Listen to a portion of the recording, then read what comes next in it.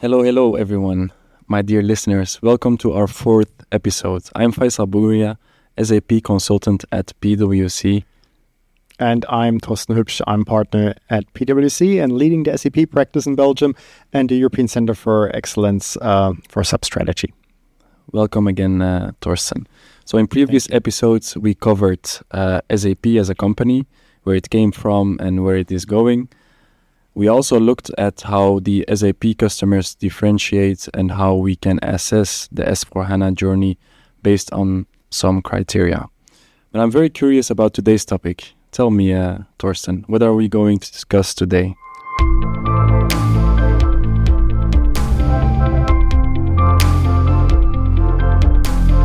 So actually, I think it's worth that we share a bit what are our observations that we are currently seeing in the market, and also to check in on some key constraints that we see. You've already mentioned this big challenge of finding enough qualified resource for the huge numbers of S4HANA transformations that are still ahead. Can you also share some more insights in the dates that are important to take into consideration? Yeah, when it comes to dates, there are basically flying around three different key dates. The one is the December 2025. December 25 was actually the original date until the SAP ERP, let's say the legacy systems that most customers have in place, will still be supported. And that was the original date when actually SAP aimed to basically replace all the S4HANA. So that's, of course, already long down the train for many years. The new dates are 2027 and 2030. We come later to that. But 2025 is still important. And the reason why is actually the so-called compatibility views, a very strange word, but which is increasingly important. So actually when SAP introduced S4HANA, they didn't have all the functionalities that they wanted to replace available from day one. So what they basically said is, you as a customer, you are still allowed to use different functionalities until a certain moment in time. And until then, we will make sure that we will have an adequate replacement. So let's, for example, take warehouse management. Warehouse management in the current system is one of these compatibility views that will be basically depreciated by the end of 2025. And we have already for quite some time the replacement functionality available that's either stockroom management or extended warehouse management. So what does that mean actually for customers? For a long time, when customers tackled S4HANA transformation, they couldn't care less about these compatibility views because, of course, the functionality was still available. And why should you do then really more while these transformations were already heavy enough? So basically what they did is they most of the time pretty much ignored it. But now, writing the year of 2024, we are moving closer and closer to this date. Mm-hmm. And with this year, we have already seen what actually will happen because SAP is actually planning with the next releases to really delete certain codes, make it physically impossible to use certain functionality. And therefore, December 2025 is pretty important when going to S4HANA because some of the functionalities, which is well documented, will simply not be available, certainly not be supported anymore, and the new functionalities will be used. So that's the first date. That's actually becoming more and more important now for all the transformations that start right now, because usually these transformations take at least 1 year, most of them 1.5 years. And then, of course, we are already at end 2025. And, of course, then it makes perfectly sense to take that already in the project scope. So we got the first date tackled. Let's move to the next one, December 2027. That's actually the date when the standard maintenance will end of the SAP ERP product. So the product that received the last enhancement upgrade in 2016 will be supported in the standard maintenance until 2027. And then, of course, we have there another date flying around, which is exactly 3 years later. It's 2030. And by 2030, also the extended maintenance today is actually going to end. What means extended maintenance? So you will most likely need to have a new contract with SAP. This will come with elevated maintenance fees for that time as of 2028. And so your product will be further supported for a bit of a higher maintenance cost. So these are actually the 3 dates to be taken into account, Faisal. Talking about these 3 dates, I would like to know how serious they are. Like, should we take them seriously? Well, actually, I mentioned it already before in one of the previous episodes that I wouldn't be too much worried about the dates, especially 2027 and 2030, because I would be more worried about do I want to have an, let's say, Stone Age system at the basis of my business processes at these dates.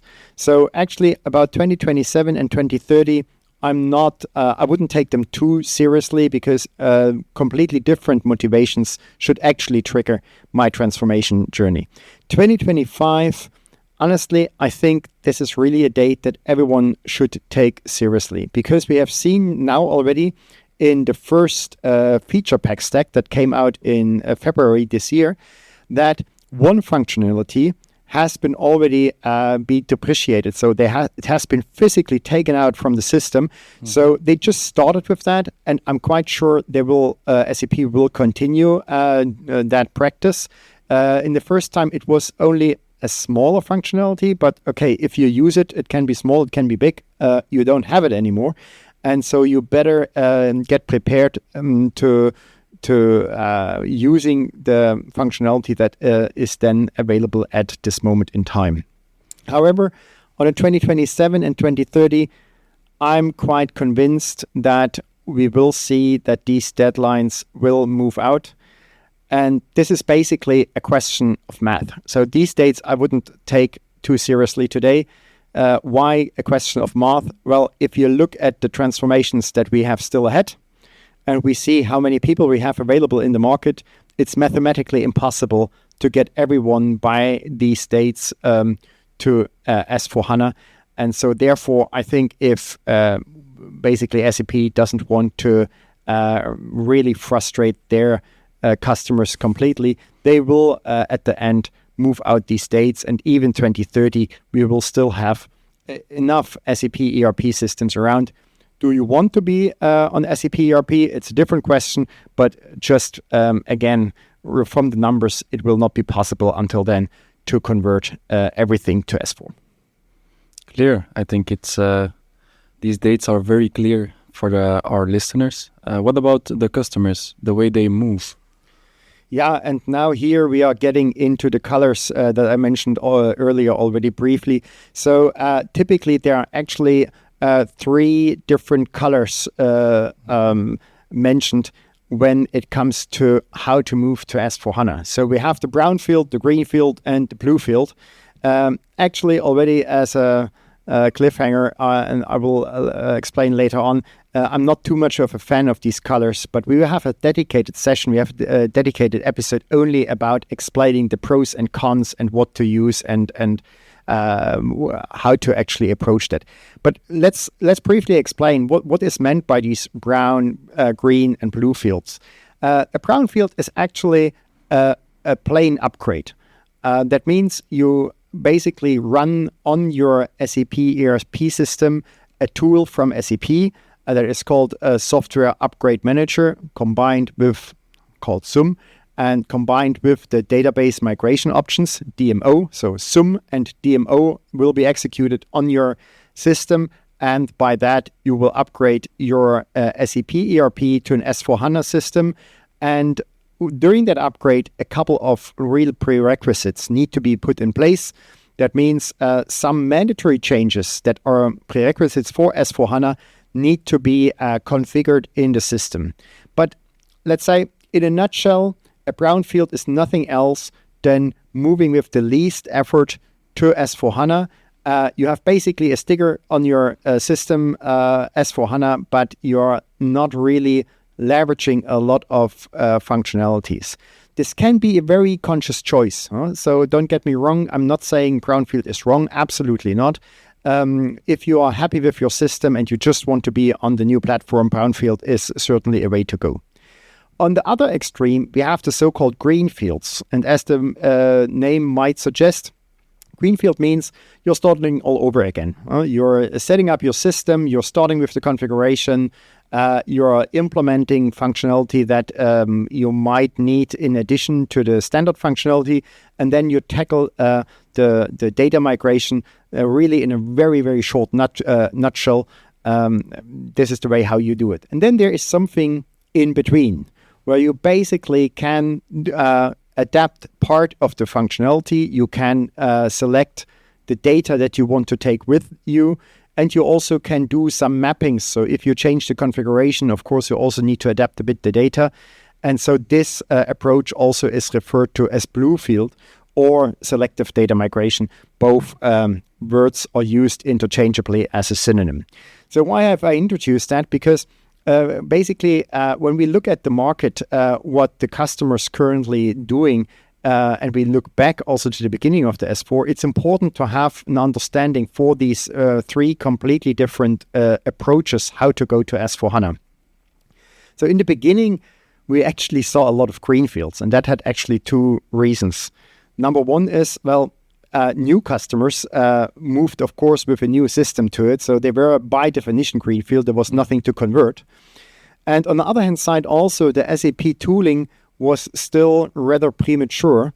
And so basically, also customers, early customers also decided it might be a good idea to immediately start from a new installation. So the early days of the 2015 and 2016 version were mainly dominated due to these two reasons as a greenfield.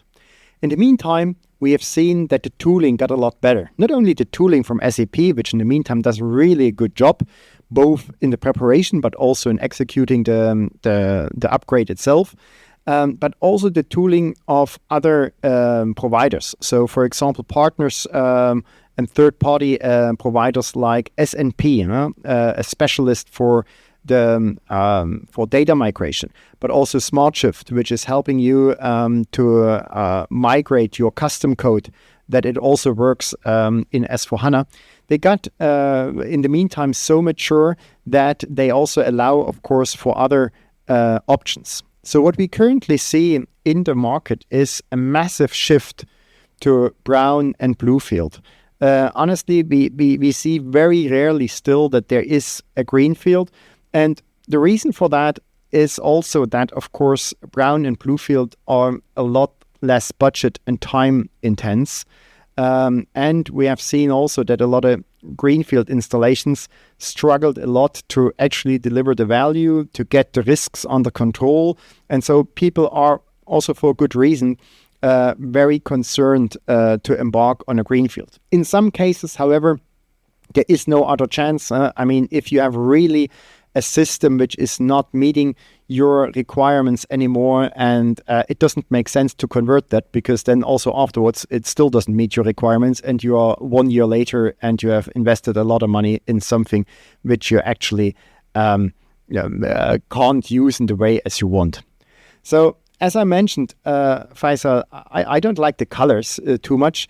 And we will dive into that a bit later, because I've seen that none of the browns is a real brown and none of the greens is a real green, and then all of a sudden you get in misunderstandings, and in terms of communication it gets difficult. In terms of expectation management it gets difficult. But already allow me a small cliffhanger. All of these different approaches are completely fundamentally different projects. They come with different challenges, they come with different project managements, and I'm more than happy to dive into these specifics then in a later episode, specifically dedicated to how to make that decision and what to watch out for. All right. I guess the listeners will be very interested to hear these details about the different approaches. So we will definitely tackle this in a later episode. But coming back to the observations in the market, there are also companies that moved already to S4HANA. What about them? Like, which observations do we see about them? Yeah, so basically that's an interesting question, because you might, as an outsider or someone who is new to the topic, you might think that these people are all happy campers. They have the big transformation behind them. All is good. But we see in that population of these, let's say, early movers, actually two different frustrations. And the one is that if you moved early, you are already pretty soon to be a part of a new journey, because these early systems are soon to be outdated already and not being supported. So until the version of 2020, S4HANA 2020, which is just barely out 4 years ago, we see that these versions will not be supported up to 2020 as of 2026. And 2026 is basically around the corner. Mm-hmm. So it's in 1.5 years from now. And that leads to a very strange situation. So imagine you're still on an old SAP ERP. You have actually time until 2030 with the extended maintenance, while when you're an early mover, your system will not be supported anymore as of 2026. That, of course, people do not like too much. Of course, to be fair, it's much easier to upgrade a 2019 system to 2023 than to upgrade in SAP ERP to S4HANA. So that is a completely different ballgame. But still, of course, customers thought that they would have let's say, longer time to have no SAP projects in front of them. But again, the early movers have to move again to a newer version, and then also get into a good practice of regularly upgrading their systems in order not to run into the same situation. And the second frustration actually is from all the customers that have moved to S4HANA, and their system is either running with one of their hosting partners or is running on a data center by themselves. So because they are feeling the increased pressure to move to SAP RISE, while they maybe didn't even have that on the agenda or have invested heavily in hardware in their data center, they are now hearing the messaging that more and more innovations will only be available if they are on the SAP platform, on the SAP data centers as well, so in S4HANA. So here one of the prominent examples is the sustainability control tower. So this SCTM, as it is abbreviated, only runs if you are as part of the RISE community. If you have your system in your own data center, you will not be able to use that functionality. And that I can understand. You just have closed a heavy project, and then all of a sudden you are told that even that is not enough to make use of latest AI or these ESG functionalities. You mentioned a lot of frustrations, Thorsten. Yeah, that doesn't stop when you're around with SAP. But at the end, it all comes good together for good course.